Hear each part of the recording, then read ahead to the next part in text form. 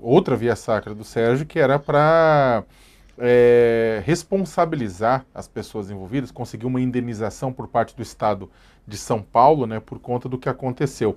E aí houve uma primeira decisão, né, Sérgio, em 2016, em que o juiz Olavo Zampol Júnior negou a indenização, né, dizendo que, eu vou até ler, né, porque acho que é importante o pessoal ter ideia do argumento.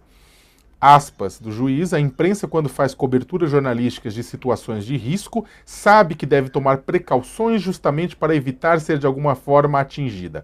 Ao se colocar o autor entre os manifestantes e a polícia, permanecendo em linha de tiro para fotografar, colocou-se em situação de risco, assumindo com isso as possíveis consequências do que pudesse acontecer. Em outras palavras, a justiça e na primeira instância te responsabilizou por você ter sido ferido pela polícia, é isso? Exatamente, né? Essa decisão, Leonardo, eu considero como o segundo ato de violência, né? O primeiro é o dedo do policial que apertou o gatilho daquela arma que me atingiu e que feriu também muitas outras pessoas, né? E o segundo ato de violência é a tomada de decisão que esse juiz teve em primeira instância, levando apenas em consideração a ação da polícia como algo certo, né?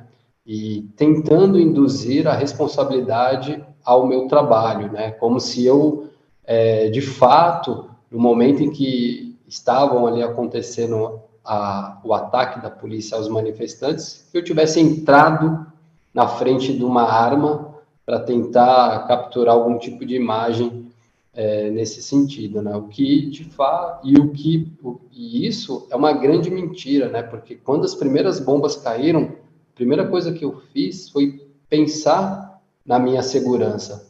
Então eu me protegi atrás de uma banca de jornal que tem ali na esquina da Rua Caio Prado, com a Consolação, e somente quando a polícia, por alguns minutos, cessou os disparos, foi que eu saí de trás dessa banca para fazer o meu trabalho, fazer a tomada das imagens.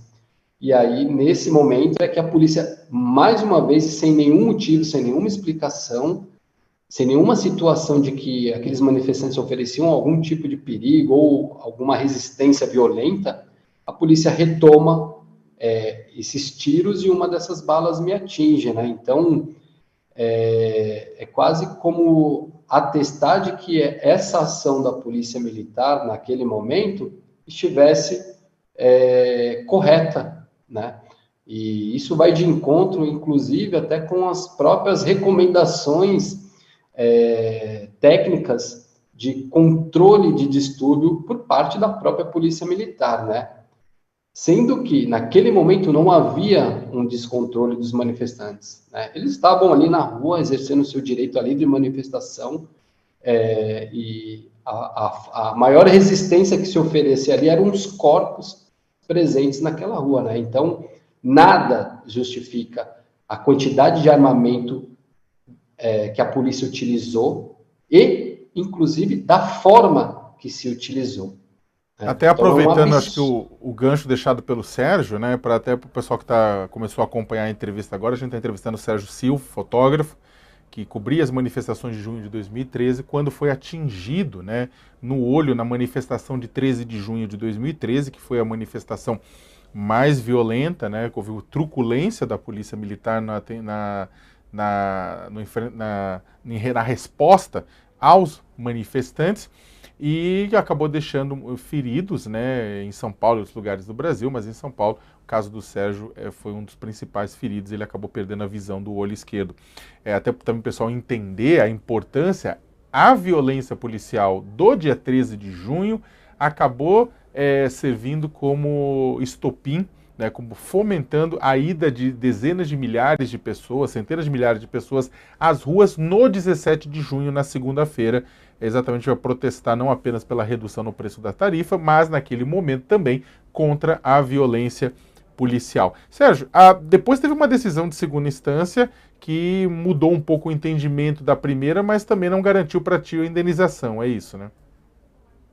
Exatamente, Léo. Aí, em segunda instância, os membros do júri aqui em São Paulo fizeram uma reforma na decisão absurda, né, do colega deles de trabalho em primeira instância, ao me condenar por executar o meu trabalho como fotojornalista, e afastaram, né, essa condição de que o fotógrafo é o responsável por estar ali. É óbvio que o fotógrafo é o responsável, é o trabalho dele estar numa manifestação ou em qualquer outra atividade que necessite a construção de imagens ou de notícia ou de informação, né? Ao mesmo tempo, insistiram, negando, né, essa responsabilidade do Estado, que é o mais importante, além da indenização por dano moral e dano físico. E sustentam de que nessa condição, né, no qual eu fui ferido, não há provas de que foi uma bala de borracha que me atingiu e nem que foi a polícia militar o agente responsável pelo ferimento, né? E aí eu faço esse questionamento e essa pergunta, né? Quem é que estava atirando? Quem é que estava utilizando força naquele momento, né? Naquela noite especificamente, naquela esquina, eu repito, não havia nenhum motivo para que a polícia agisse da maneira que agiu, se não fosse com o intuito de reprimir aquela manifestação e de acabar com aquele ato, né? E para quem viveu, para quem estava presente lá, ninguém é inocente de acreditar de que aquela ação não foi uma ação organizada, pensada e coordenada, né? Então, aqueles policiais militares que estavam, né, trabalhando naquela noite, naquela manifestação, estavam ali para fazer esse trabalho. Logo, se eles agiram com força e com a quantidade de armamentos que utilizaram e arrancaram o olho de um fotógrafo, o Estado precisa ser responsabilizado. Alguém precisa responder por esse ato. Não foi eu que apertei a arma que atira aquela. Eu não entrei no meio, na frente de uma bala que ia atingir uma outra pessoa. Não existe isso. Então, assim, alguém precisa ser responsabilizado.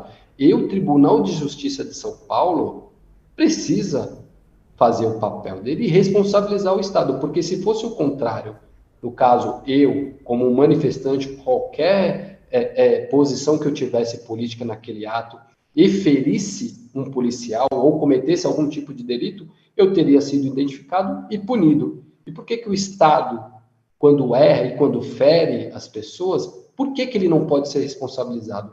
Ele tem que ser responsabilizado, sim. Então, todo esse processo, né, de negativa em relação ao pedido de indenização, eu considero como um segundo ato de violência.